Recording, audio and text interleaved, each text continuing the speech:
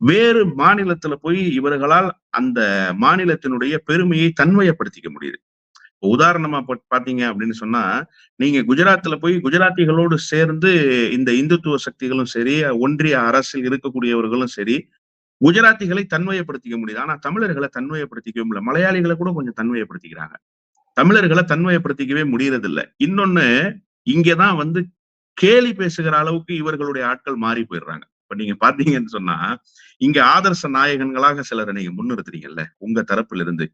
அவர்கள் மக்களால் ஆதர்ச நாயகனாக பார்க்கப்படவில்லை என்று சொன்னால், அந்த பிம்பம் உடையாம இருக்கணும்ல சார். சுக்குநூறா உடைஞ்சு போயிடுதே பிம்பம். அப்போ அறிவுசார் தளத்துல இயங்கக்கூடியவர்களாக இருக்கிறதுனால தானே இங்க இவனுடைய பிம்பம் போலியானதுன்றத உடனே அடிச்சு நொறுக்கிடுறான். மத்த மாநிலங்கள்ல அடிச்சு நொறுக்க முடியல. நீங்க பிருத்திவிராஜ் சௌஹான் அப்படின்னு சொல்லி ஒரு ஐடென்டிபிகேஷனை உருவாக்குனீங்கன்னா, அதை அடிச்சு ஒழிக்கிறதுக்கு ரொம்ப நாள் தேவைப்படுது. சில நேரங்கள்ல ஒழிக்க முடியாமலே போகுது. ஆனா ராஜா நீங்க ஒரு ஐகானை கொண்டு வந்து நிறுத்தீங்கன்னா, மறுநாள் காலையில அந்த பிம்பம் சுக்குநூறா உடைஞ்சு தரமட்டமா போயிடுது. இப்ப இது எதன் பொருட்டு இருக்கு அப்படின்னா, சித்தாந்தத்தின் பொருட்டு இருக்கு.